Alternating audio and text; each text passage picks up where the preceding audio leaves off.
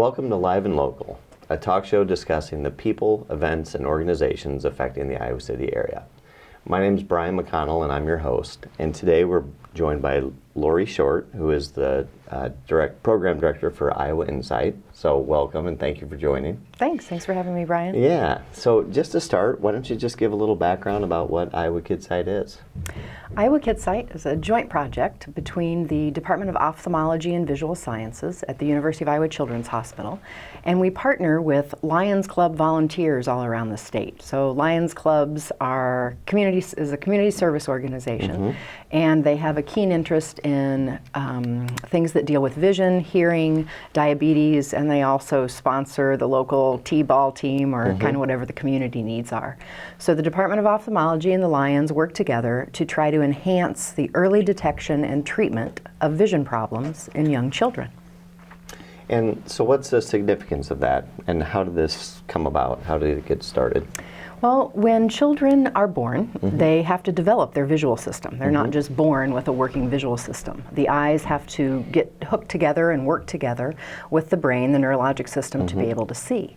And if something is going on in their eyes, if they have a common problem, nearsightedness, farsightedness, have cataracts, have an astigmatism where the front part of the eye is shaped more like a football rather than a basketball, and the light rays enter the eye differently. So common problems that we know of in adulthood, if you don't catch those and fix those in a developing child as they're developing that visual system, they have the keen ability to send the signal to their brain that something's not coming in so good in their eye, and they can shut an eye off. It's known as amblyopia. A lot of people term it as lazy eye. That's the lay term for it. But amblyopia is a technical term, and it's poor vision in an eye that doesn't develop normal sight in early childhood. So if you don't catch the problem, fix the problem, they can lose vision permanently. So I'm sure there's studies that show that the earlier the detection, the better results of future vision. Yeah. Absolutely. And is that probably one of the cornerstones of why you're doing what you're doing? Definitely. Yeah. If you don't catch the problem when they are 8, 9, 10 years old, it's too late. Yeah, and sometimes even earlier than that. You focus. What's your main focus group? Well, we have a target population of 6 to 48 months, and children who are younger than 6 months of age, you can't get their pupils to dilate naturally. So when we do a screening, it has to be kind of dark in the room so that the black part, the pupil of their eye, will get large. And under 6 months of age, a child's pupil just naturally won't do that. And we go up through children through entering kindergarten is where we stop that, because if you don't catch it by the time the child is 7, 8 years old, it's too late. So you've got to catch it early. Yeah. So we have a special guest with us here today. Do you want to talk about Seymour a little bit? Sure. So the KidSight program is a free service, so it's open to any child in that age range that we just talked about that lives across the state of Iowa, but it's not free to be able to do it. There are costs involved in doing it. It's free to the families for the service. So we do some kind of low-dollar fundraisers. We have written a children's book that's called So Much More to See, and it is a story about a young girl named Phoebe whose parents think she's seeing fine, and that's very typical. We get letters from parents, oh my gosh, I'm a conscientious parent, I had no idea my child wasn't seeing well. And it's a story about a family just like that who think their child Phoebe is seeing well, and there's some illustrations in the book that show that Phoebe's not really seeing so well. She has a vision screening at her daycare preschool through the KidSight program, and then she's referred to an eye care professional as a result of the screening, and her world opens up very differently. And inside the children's book, there's a little bear hiding on every page, kind of like Goodnight Moon. If you've ever read the Goodnight Moon series, which is a popular children's book, there's a little mouse hiding on every page. So we have a little bear hiding on every page. And the Isabel Bloom Company out of the Quad Cities, very well known in Iowa, picked up on that and made a bear from the bear in our book to represent that. And our bear is called Seymour. It's a play on the little girl in the book being able to visually see more. So his name is Seymour. So these are 2 fundraising items that we have to try to keep the service free for children. And of course we do a lot of other fundraising too, to try to donations and gifts and golf tournaments and a lot of other things to try to keep the service free. So how's that process work? So is there a qualification that a family must, either financially qualify, income levels or other things? And then how's the referral sent out? How does, I guess, walk me through that. Okay. So Lions clubs throughout Iowa, they're the real gem of our program because they are volunteers and they do this voluntarily. So there are about 380 or so Lions clubs across the state of Iowa in different communities. So we go into those communities and train the Lion volunteer how to use an FDA-regulated vision screener. It's a FDA-regulated medical device, and we teach them how to do that. And then they work to reach children in their community, preschool children. So it's open to anybody in that age range, wherever they can find them. So they typically go to child care centers, daycares, because that's a real good use of their time. So if you've got a child, you sign a consent form. We do have to have parental consent to do it ahead of time. You get the consent form and we tell you, hey, we're going to be here in 2 weeks, and then the Lions Club comes out and does that as a community service. They do the vision screening, and it's basically just a picture of the eyes. So they use this specialized instrument. It's real quick and fast, and take a picture just of the eyes of the child. After they've taken those, they submit those now electronically through a secure internet site that they go to, and it comes here to the Department of Ophthalmology at the university hospitals, and they are interpreted by specialists in the department, and they look for all those things that I mentioned earlier. Nearsightedness, farsightedness, I heard that cataracts. used to be a lot more cumbersome, almost like Polaroids, and having to be sent. That's exactly what it was. And it's just... It's much. There's a lot of things that make that so much easier. So the Lions can send them in rather than putting them in the mail and mailing them that way. And also the clarity of the image is so much better, because that Polaroid film was actually black and white that we had to use. So now they're in color, and our interpreter who interprets the results can blow them up, make them a little bigger. And cataracts actually show up like neon lights now, where it used to be very hard to find in a black and white photo. And because of the color, it will just show up real bright. Let's talk more about the Lions Club. You've mentioned them in several things. I know that they're really a big steering force behind that. For one, maybe how can people get involved? What are they doing? What are they out doing? So they should Google Iowa Lions Clubs, and there's a list of all of them in the state of Iowa. So they could go to their town and say, oh, hey, do we have a Lions Club in our town in Iowa? And community service groups are vital to towns. When there's disasters, they're usually first responders of sorts. And if there's any kind of public need, like I mentioned earlier, even if the Little League team needs new bleachers at the ball diamond, they do that sort of thing. But if we didn't have these Lions Club volunteers, there may be a community where children weren't receiving this service. And I know if that were my child or my grandchild, I'd want them to be able to benefit from that. And they're going to need to benefit from that real soon, because there's a law in the state of Iowa that every child upon entry to kindergarten is going to require a vision screen, just like a dental screen or immunizations, that sort of thing. Wonderful. I understand there's also something that's nationally centered here out of the BioVenture Center that is kind of heading up a lot of the research on some of the other things affiliated with the Lions. With the Lions, yes. It's the Iowa Lions Eye Bank that you're referring to. Yeah. And they do cornea transplants. So the Lions are involved, not only do they go out and screen for KidSight, they transport corneas. So they transport them from Iowa City to maybe another hospital or another location. They also fund both of those entities. So they are raising funds locally to make sure that we're able to carry out these services. It's really neat that that's all happening, right here. What are a couple, I guess, stories of success that you've seen or that you've heard of recently? Just some, I guess, kind of fun, feel-good stories. Okay, there's one that came out of Cedar Rapids not too long ago. A mother who did I'm a conscientious parent. I had no idea my child wasn't seeing well. And she happened to have twin girls. And she thought, oh, well, this KidSight program, they must refer everybody, when they go screen. And so that was kind of her thought. And really only about 5% of the children that we screen need to be referred. Her twins happened to be one of the 5%.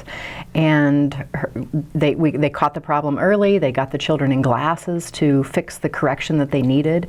And a lot of times that doesn't mean that that kids are going to be in glasses forever. They might get out of those glasses by the time they develop that visual system.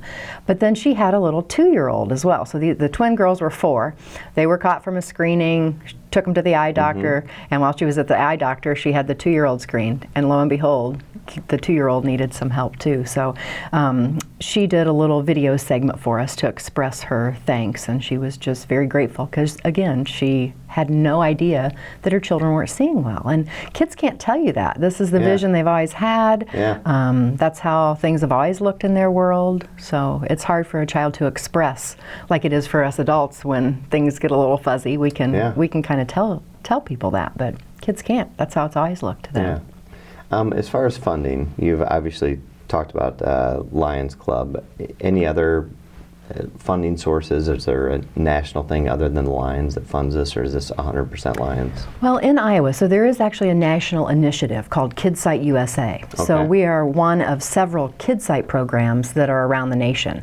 And we're actually what we term as a gold standard program. And in a gold standard program, you have an affiliation with a medical institute. And you have a follow-up component, because we can screen and identify problems, but if you're not following up to make sure that those kids actually get to the doctor and get the problem fixed, there's no sense in having a screening program. So through that national initiative, everything works kind of separate. So the Iowa KidSight program is our own little small business, if you will. So we operate the whole program on about $300,000, which is only, if you divide that by the 40,000 children that we're screening a year, it doesn't cost much. It's about $8 a child to provide the screening. But that's quite a lot of money when you're selling $10 books and $50 bears. So the Lions of Iowa raise about 3/4 of the budget, of that budget every year. We also get some assistance from the Iowa Department of Public Health through a grant through the University of Iowa and the Iowa Optometric Association. So the optometrists that are out there practicing around the state also support us. So like local optometrists might support, they would take on a client maybe if there's funding issue or something else, and they would... Yes, yes, and that comes into play with our follow-up component. So when a child is referred as a result of a screening, we send the parent a referral packet, and we say, we think your child might have this from the screening. This is what it shows. Enclosed in this packet is a list of optometrists and ophthalmologists that practice in the county you live in and surrounding counties. Go make an appointment. The next thing that we give them is an evaluation sheet to take to that eye care professional. So after the optometrist or ophthalmologist conducts a dilated eye exam, they send that evaluation sheet back to the KidSight office. And if we don't get that back within about 4 months from the time of the screening, we have follow-up personnel who gets on the phone, and asks the parent, have you had a chance to take your child to the eye doctor? Sometimes it's, oh, was that important? Or, yes, I sent that in, Dr. Brown must have that, and so then we work with the doctor. But then we do also have cases where there is a financial burden, and we might work with the local optometrist, like you mentioned, to see if there's anything that we can do. So we try to overcome any obstacle, because if you don't, when these kids are little and they have problems, it can impact the rest of their life. And what's your staff look like? How many people are employed? How many volunteers? We have 2 full-timers, I'm one of them, and Wendy, who coordinates our office, and we have 10 part-time people. We have very many peak and valley seasons in the KidSight program. Right when school starts, we're crazy busy, and at the end of the school season, we're crazy busy. And in the summer, we do more things like we screen at the Iowa State Fair. So if you're ever at the fair in the Varied Industries building, that's a way that we try to, one of the ways that we try to reach families that maybe aren't in a child care setting. So 10 part-time people, and we have about 250 active volunteers. And earlier when I said they are the gem of the program, 250 active volunteers across the state that embrace this program. Many work it like a full-time job. If I were to show you their calendar of what they're doing this month, 2 or 3 days a week, they're out providing screenings to the kids in their community. That's neat. Are there any public screenings scheduled in the area right here? right There now? are. Yeah, there are. You know, we work a lot with the Children's Museum, the Iowa Children's Museum at the Coral Ridge Mall. So we have actually some student groups that are helping with that too. So because we are a joint project between the University of Iowa and the Lions, the students here who are interested in optometry careers or ophthalmology careers, they have a group called KidSight who also volunteers. So they're going to be out at the Children's Museum. There's a family fun nights. It's free night at the museum the last Friday of every month. There's an adult one coming up soon, I believe, too. Oh, really? Yeah, I just saw it. A friend of mine, Jill, who works with and I don't know the exact specifics, but I may be attending, but they have an adult fun Really? night. So, yeah. Oh, I should check that one Might want out. to check that out. So Yeah, I sounds will. like it could be fun. Yeah, But- it's crazy. On Kids Night, there's hundreds of children that go, but we have a room usually set up in the birthday party room where they can go and get a free screening. There's also a Week of the Young Child event, which is, I believe, Saturday, April the 11th at the Children's Museum, and that's all day long, like from 8 to 5. So admission is free to the museum, so all they have to do is stop in. It takes the parent longer to fill out the consent form. It's a one-page consent Sure. form. It takes them longer to fill that out Yeah. than it does for us to screen the child. So. You mentioned that there now is some legislation put in place that now it's required before they enter kindergarten. What are some challenges that you're still facing? What are some things that you see? Is it awareness? Is it Absolutely. Awareness is probably one of the biggest things. Iowa is actually one of the last 5 states in the whole nation to require something for vision. And 80% of how we learn is through our eyes. So it's pretty important. So we're public education, trying to teach people, or the parents who think, oh, my child will tell me if they're not seeing well. It's trying to educate them that no, not always. Sometimes when we're at the state fair and people will pass by, we'd say, would you like a free screen? They say, oh, my child's seeing fine. I want to say, how do you know your child's seeing fine? They can't always tell you. So this is a great thing that the state of Iowa has done to add to one of the things that you just need to do to prepare for school. You know, there's a whole list of things that parents have to get used to prepare for school. And now vision screening is just on that list of things, and it makes good sense. Yeah. 'Cause it's how you see. It's how you learn. What's the favorite part of your job? Oh, I have so many. That's really that's really hard to say. Get going. It's got to be the volunteers. I mean, Yeah. they're amazing people that give of their time and talents to do this, and we couldn't do it without our volunteers. So, like I say, I have a great staff. We have great little projects that go on. And How long, and you may have touched on this, how long have you guys been in operation? we started May of 2000. Okay. So we're have about you to been involved since reach. then? I was the 3rd coordinator in the 3rd year of the program. Okay. so it's hard to start a business. Yeah. Nope. So I've been with it now about 13 years. Okay, that's great. As far as more of the screening process, I guess, just kind of walk through that again, like how they get connected, how they walk through the process. So a lion Is will it- go out. is They'll it go. intimidating? Is it? No, I hope not. I hope it's Okay. not intimidating. Lions will go out and try to find kids. They'll either go to the Okay. Children's Museum or they'll go to the daycare and Yeah. say, this is what the program is about. And because we've been at it for 15 years, Yeah. the daycares are calling us now saying, when are you coming to screen our kids next year? So the parents get the consent form, the Lions show up to do the screening, they send the results in. Our interpreter here at the University of Iowa interprets them, and then we prepare the results to go back to the family. So every parent, no matter if your child's a pass or if they do need to be referred, gets a result. And then again, that follow-up component that we do, we make sure they get to the doctor if they need to. Does the parent get the result before the maybe referral source No, gets that? Actually, they all come back at the same time, Okay. and we don't decide where they're referred to. We Sure.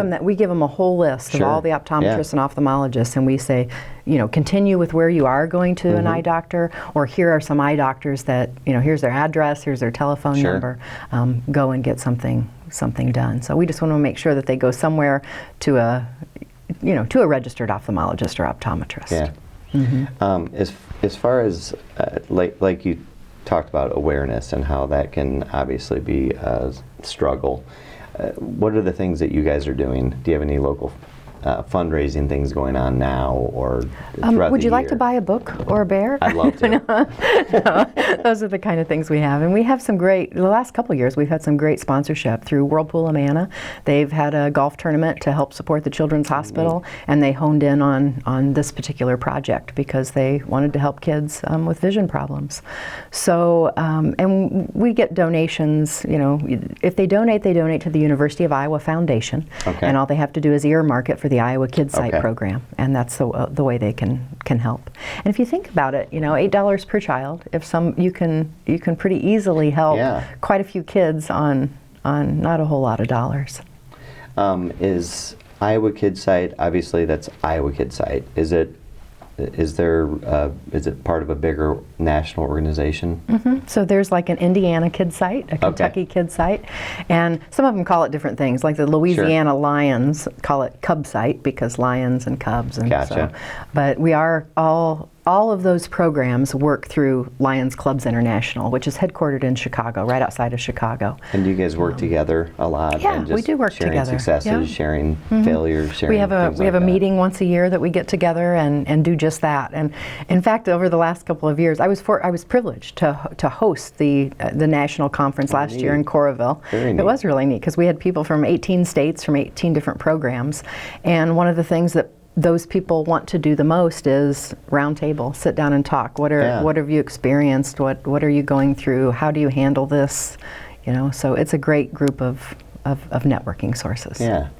So before we wrap up here, any last things that maybe you feel that people aren't aware of, or that you just want to spread the word on, or you want to get out? It always goes back to, you really don't know if your young child's not seeing well. They can't communicate it. It's a free service. Call us. We'll set you up to where you can get a screening, how you can get a screening. And locally here, you can call the KidSight office and stop out to our office. We're located in Coralville, and we're happy to do a free screen right in the office. And do you have a website you want to promote? Yeah, that'd be put on the screen? great. www.iowakidsight.org. That's pretty simple. Pretty simple, yeah. So I also understand that you have a promo video on your website that you'd like to promote as well. Yes. It actually goes back to that theory of what you would like people to know, and it's about how do I know is what children are saying in the video. So. Yeah. Thank you so much for joining us tonight. It's been a lot of fun to get to know you, and Thanks, Brian. Thank you very much. Thanks for having us. Yeah. My name is Brian McConnell, and I've been your host of Live and Local. Please tune in every Wednesday night for the latest episode of Live and Local on PATV Channel 18. Thank you very much.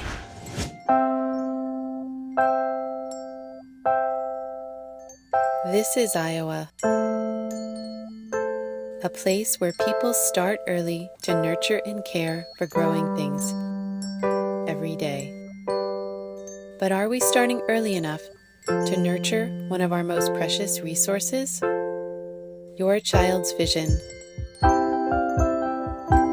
You can't see through their eyes, and they may be too young to communicate. So how do you know that your child is really seeing clearly? Permanent vision loss may be prevented if problems are caught early. Iowa KidSight can help. A simple vision screening can tell you what you need to know. Volunteers with Iowa Lions Clubs can schedule a free vision screening for your child today.